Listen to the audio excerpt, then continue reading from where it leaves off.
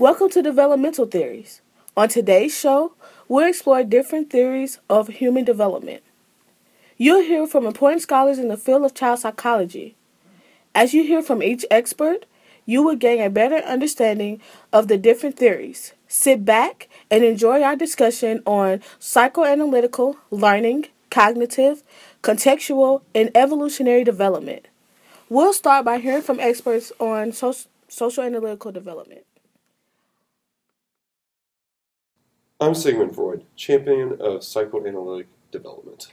My work with those suffering from mental illness led me to theorize that childhood and unconscious desires influence behavior.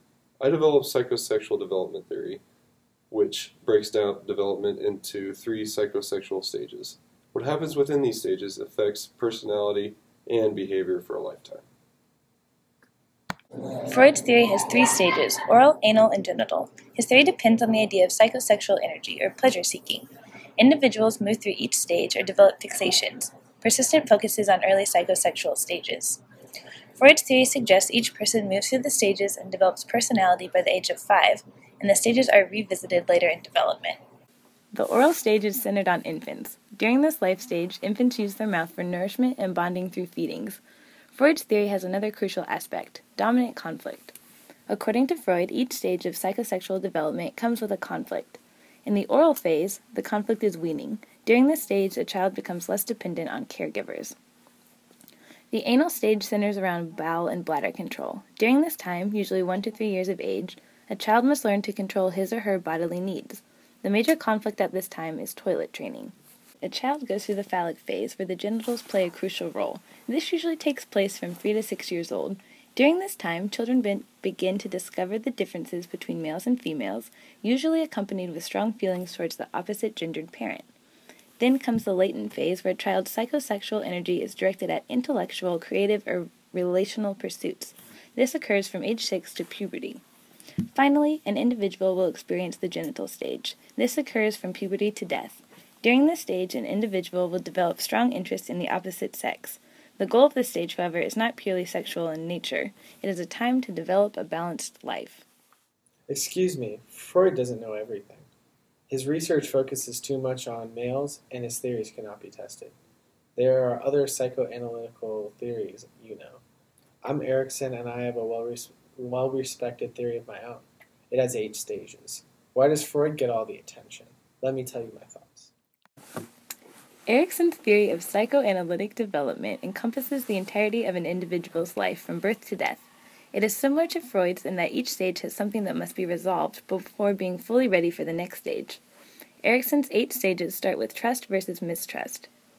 Trust versus mistrust occurs between birth and 1 year of age. During this time, an infant is utterly dependent on the caregiver. Here, an infant must develop trust. If an infant learns caregivers cannot be trusted, this will show up later in life as social problems.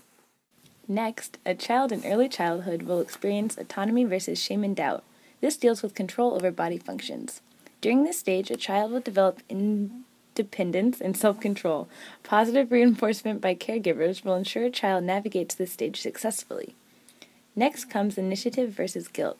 This occurs during the preschool years as a child learns to assert power and control over their own world. Here, a sense of purpose emerges. During late childhood, usually ages 5 to 11, a child will experience industry versus inferiority. If properly supported and reinforced by adults, this is the time in which children develop competence and belief in their own skills and abilities. Identity versus confusion is the stage that occurs in adolescence.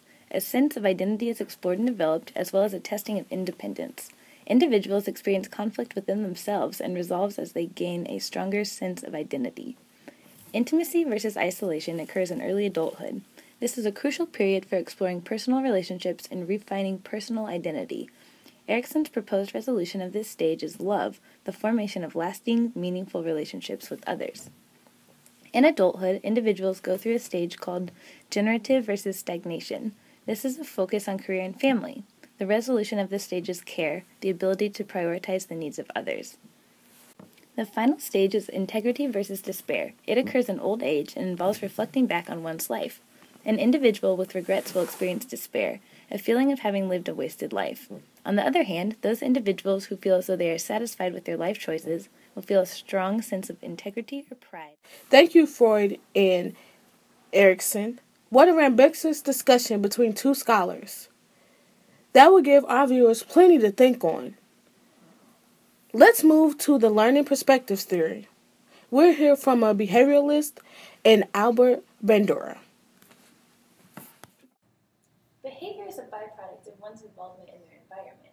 Children experience the world around them and imitate what they see. This is the initial method that their developmental learning begins. Learning development is more than behavior. It is more to it, my friend. I do believe that the world affects the children and the children affects the world. This is the bi-directional learning, and what I call the reciprocal determinism. Well, I believe behaviorism describes observed behavior as a predictable response to experience. This means that during development there is an imitation that surrounds experience. When there is an alternation in the behavior, it's called behavior modification. Psychologist B.F. Skinner believed that in order to increase or diminish a set behavior, there must be a reinforcement or a punishment.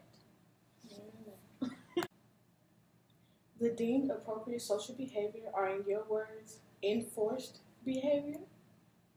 It's chiefly by observing and imitating models. In order to effectively demonstrate this way of learning, I believe observational learning is best. Observational learning can occur even if a person does not imitate or observe behavior. Imitation of models is the most important element of how children learn language, deal with aggression, develop moral sense, and learn gender-appropriate behavior. Behaviorists hold that human beings at all ages learn about the world the same way that other organisms do, by reacting to conditions or aspects of their environment that they find pleasing, painful, or threatening.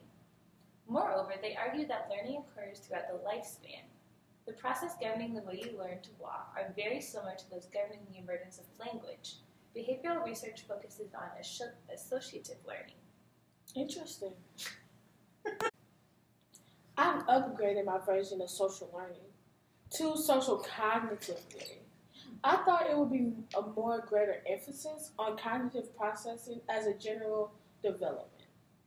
Cognitive processing are at work as people observe models.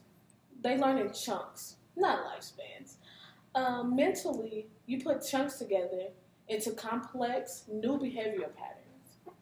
I believe their theories can coexist, although yours might need a few alterations. It was nice meeting you, though. You too.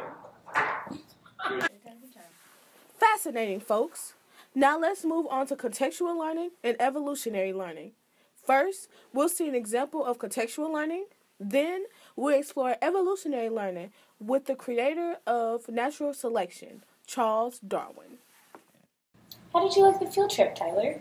It was good. I learned a lot, and it was fun seeing all the redwood trees. What did you learn?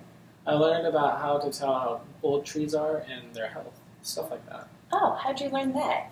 I asked the guide, and he took me through the whole process of telling me the age of the tree and everything that goes into telling the health. It's really amazing.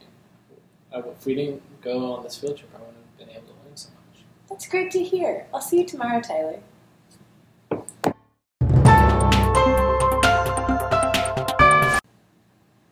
Charles, what would be your response to the theory of evolution? I would say it's definitely true. I'll put it simply, as every species comes from some form of parents, and the offspring take the sharing of traits from the parents, and with each birth we take a step further into evolution from our past parents. These parents have an opportunity to create these offspring based on natural selection. Awesome, sir. How would you best describe your theory of natural selection?